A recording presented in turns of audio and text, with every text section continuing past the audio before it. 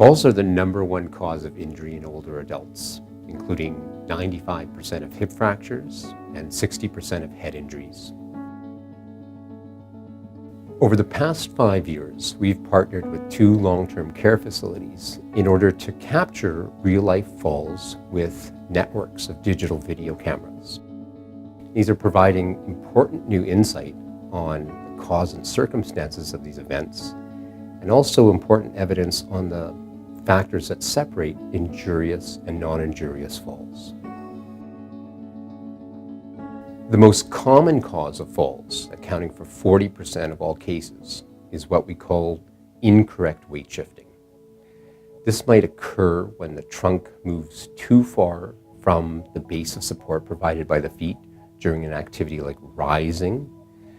It also occurs due to a misstep during walking. This is what we might call an internal perturbation to balance as opposed to an external perturbation, like a trip. Trips were in fact common. They were the second most common cause, accounting for 20% of cases. Also common were cases of loss of support with an external object or collapse.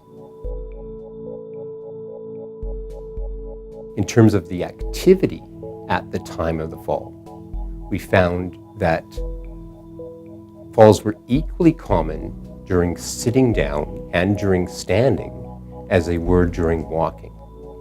Now, the importance of these results is that they provide an understanding of the combination of cause and activity in order to guide techniques to screen risk for falls and also approaches to design strategies to prevent falls.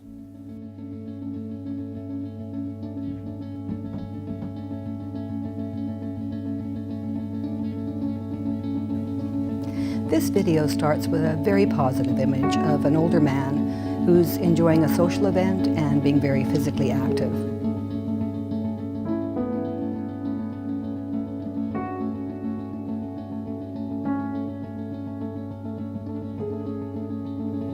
The last thing we would want to do as staff members in this facility is to stop such events or limit his physical activity. I think the important point is that we probably cannot reduce all falls, particularly among high-risk populations such as residential care facilities.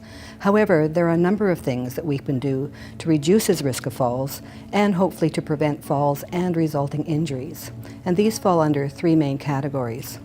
The first is to record information about all falls. Secondly, we need to assess the risk, and this should be done quite systematically and comprehensively, and that includes assessing his mobility and gait and strength and balance, but it also includes looking at his acute, if they exist, or chronic conditions that may contribute to his risk of falls, and any medications that he may be taking. In addition, we should be assessing the environmental risks that exist throughout the whole facility and recording those and hopefully ameliorating them. And finally, we should be assessing the use of equipment, mobility aids and other equipment in the building to see if they are appropriate for that individual and if they are working to reduce falls, or maybe in some case they increase the risk of falling. And finally, we should be putting all this into a prevention package based on the individual risk profile, but also the facility-wide risk profile, and to continue to update that on an ongoing basis as changes happen for the individual, if his health condition changes, or after a fall. Falls are difficult to prevent due to the numerous factors that influence risk for falls. The approach that we need to take is to consider physiological risk factors as well as environmental and situational factors. One of the challenges for us is linking the video evidence of the circumstances of the fall to the clinical context. Medications, disease diagnoses, functional and cognitive status.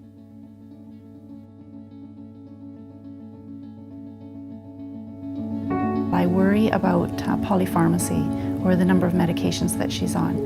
And we know in residential care that's a concern.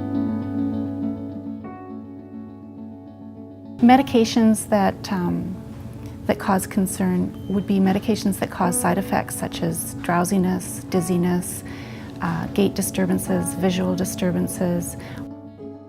The American Geriatric Society has just reviewed the Beers criteria in 2012, and this is a systematic review where they've looked at all the different drugs and which ones are potentially inappropriate medications for older adults. And they've identified 6 different categories for older adults, which will put them at risk for falls and injury from falls. And those categories include antipsychotics, antidepressants, and also anticonvulsants, benzodiazepines, and non-benzodiazepine hypnotics. But also to consider, there's another drug group, the anticoagulants, which if a person does fall and they're on an anticoagulant, that puts them at increased risk for injury from falls. Healthcare practitioners can do a great deal by having regular systematic medication reviews. We know that that makes a difference. And while reviewing the medications, asking 3 questions. The first question being, is the benefit of the medication still outweighing the risk of the side effects? The second question would be, if the person still requires this medication, is there another one that has less side effects? And the third question would be, if they still need to be on the medication, could it be at a lower dose? When working with older adults and medications, it would be great if we could all have the philosophy that less is more.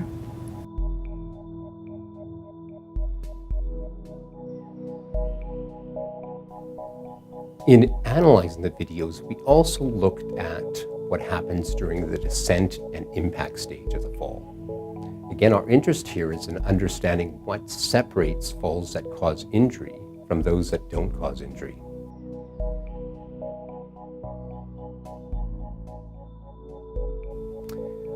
One observation was that 37% of falls in this population resulted in head impact. Compliant flooring represents one promising intervention to reduce the risk for head injury in the event of a fall that causes head impact.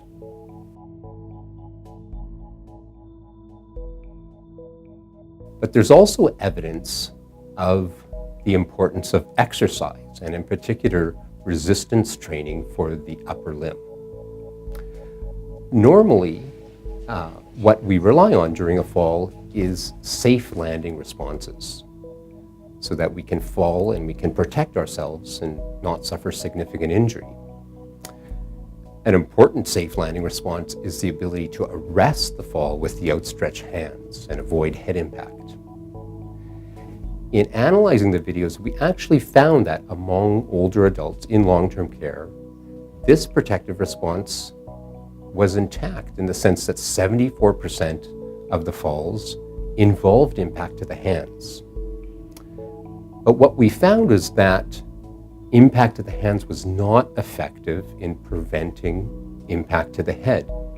Often what we saw was simply crumbling of the arms. So it seems like poor muscle strength may be the factor here, that individuals are getting their arms out, but they're unable to slow down the head and the trunk and prevent head impact. So this is certainly suggesting an important role of resistance training exercises to enhance upper limb strength and the ability to prevent head impact.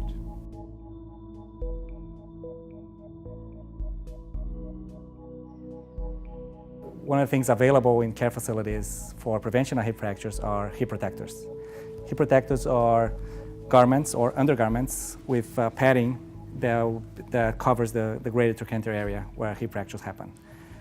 And when wearing those devices, studies have shown that there's a possible reduction of over 50% of hip fractures. One important thing about hip protectors when you're providing to residents is to select the correct model.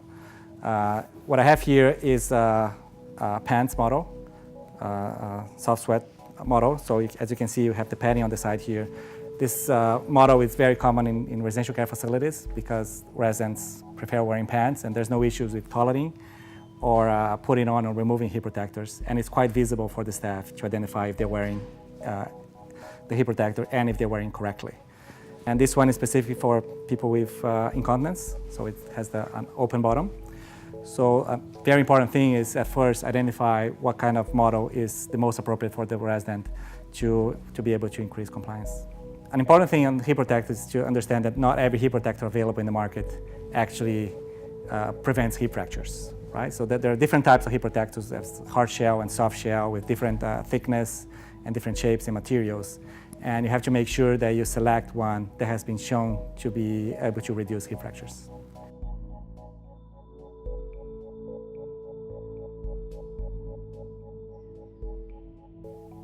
Improvements in the prevention of falls and fall-related injuries will require ongoing collaboration between researchers, care providers, and health administrators. Video capture of real-life falls is an important technological advance that opens a window on the cause and circumstances of these events in order to guide prevention strategies.